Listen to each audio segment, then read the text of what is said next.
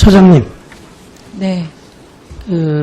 이제 기업들이 식품을 이제 자체 개발해서 생산하게 되면은,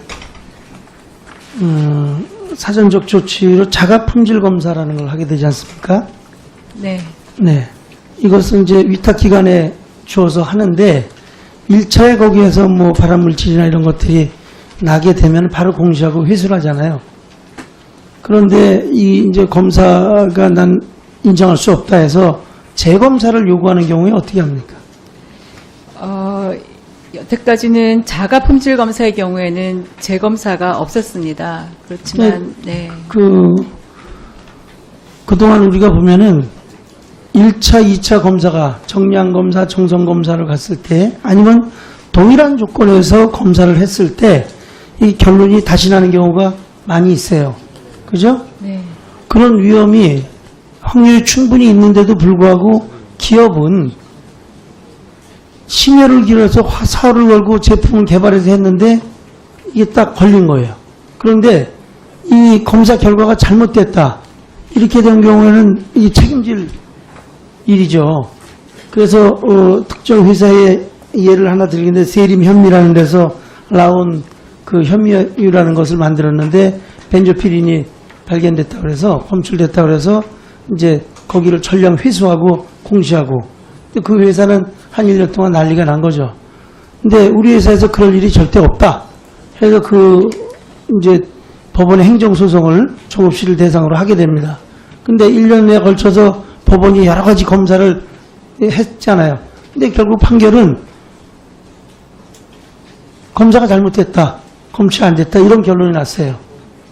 그 회사는 이미 기업 이미지나 뭐 제품 이미지가 다 추락했으니까 30% 정도 매출이 급감하고 앞으로도 문제점들을 호소하고 있죠. 이런 경우에 이게 책임 소재를 떠나서 우리가 사실은 선제적으로 문제가 있을 때 전량 회수하고 또 기존 팔려나간 물건들이 국민들이 드시지 않게끔 공표하고 하는 것은 저는 환영하고 적극적으로 해야 된다고 봐요. 그러나 그 이후에 검사의 오류 이거에 대비해서 즉각적으로 우리가 2차, 3차 검사를 해서 아니다 싶으면 바로 식약처가 기업이 하는 것보다는 식약처가 바로 해야 되는 거예요. 공표한 회사, 주체가 식약처고 국민이 가장 믿어야 될 기관이 식약처이기 때문에. 그런데 제가 과거에, 계란에서 그런 일이 생겼을 때도 그렇고 항상 검사 결과가 번복되는 거에 대해서 두려움을 느끼는 것 같아요. 이거 우리 기관에서 잘못한 거다. 신뢰가 떨어진다. 아니, 기관의 그런 문제 입장, 이런 것 때문에 기업들이, 농민들이 막 망하고 소비자들이 혼란을 겪고 이런 일이 생긴다는 얘기죠. 그래서 제가 오늘 국감을 통해서 전에는 공표하는 거를 장려했다가 왜 지금은 또 입장이 바뀌었나 헷갈리실 텐데 그건 아니에요. 수거하고 공표하는 건 빨리 서두르라는 얘기예요. 그러나 검사를 했을 때 2차, 3차 다시 재검사를 통해서 또 업체가 원한다면은 그건 보장을 해줘야죠. 그리고 업체가 이제 그 위탁한 검사 기관에서 잘못될 수도 있기 때문에 이 기관을 모르겠다. 그러면 동일한 성격의 같은 규모의 다른 업체에다가 위탁을 한다든지 해서라도 이거 2차, 3차 검증해서 선량한 기업들이 피해를 보는 일은 없어야 되는 거예요. 그죠? 네. 동의하십니까? 네네. 저 의원님 제안에 적극 동의합니다. 그 시험검사 기관의 오류에 따라서 영업자가 피해를 보는 경우를 예방하기 위해서 그 피해 구제를 위한 그 재검사제도 지금 도입을 추진하고자 합니다. 그리고 시험검사 기관에서도 관리를 보다 철저히 할 수 있도록 저희가 조치를 하도록 하겠습니다. 시험검사 기관이 이제 국가가 다 하는 게 아니라 개인 연구원들 뭐 이런 데 위탁을 주기 때문에 네. 지금 제가 한 분 증인으로 신청을 했는데 김천두 전 동명생명과학원 대표님 모셨죠?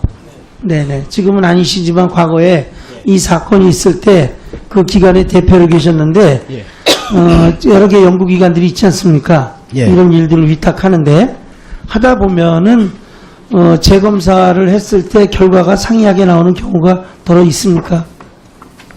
저희가 검사를 했던 세림 현미에 대해서 좀 이야기를 드릴게요. 아니 뭐 꼭 저는 지금 이 특정 제품에 관한 이런 걸 놓고 얘기를 하는 게 아니라 제도를 이거 보완하기 위한 차원에서 이 사례를 들은 겁니다. 네. 이것은 뭐 기업의 민원 뭐 이런 차원이 아니고 그렇기 때문에 우리나라에서 이 위탁 운영하는 연구기관들이 재검사를 했을 때 전혀 오류가 안 나온다고 이렇게 장담하실 수 있겠어요? 아니면은 덜어 나올 수도 있겠습니까? 덜어 나올 수는 있을 수도 있습니다. 확률이 있다는 얘기죠. 저희도 검사를 이걸 9번 정도 했어요. 예. 근데 한 번도 수치를 적합에 들어온 적이 없어요. 그러나 이제 이것이 60일간 이 샘플을 보존하게 돼 있잖아요. 그리고 60일입니다. 60일로 돼 있는데, 부적합이 60일. 예. 그걸 검출돼 갖고 부적합 판정이 나니까 60일 있고, 그것을 법원에서는 그 동일한 샘플을 갖고 거기인들 이것을 법적 판결하기 위해서는 동일한 조건으로 수도 없이 반복을 했을 때 판결이 나왔던 거 아닙니까? 예. 그래서 법원에서 이것은 잘못됐다, 회수 조치가 잘못된 거라는 법원의 판결이 나왔어요. 예. 그렇기 때문에 이것은 오류가 있을 수 있다는 그 말씀을 드린 거고, 네, 안 지어줬습니다. 예.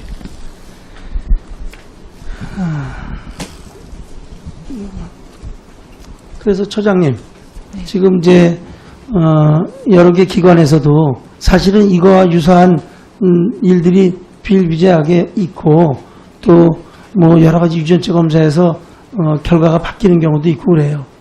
그런데 저는 그랬으면 좋겠어요. 식약처가 결과가 번복되는 거에 대해서 너무 두려워하지 말고 기계가 결함이 있을 수도 있고 사람이 실수할 수도 있습니다. 그런데 이것을 빨리 인정하고 빨리 번복해서 혼선을 없애고 또 그런 일들이 안 생기게끔 제도적으로 우리가 노력을 할.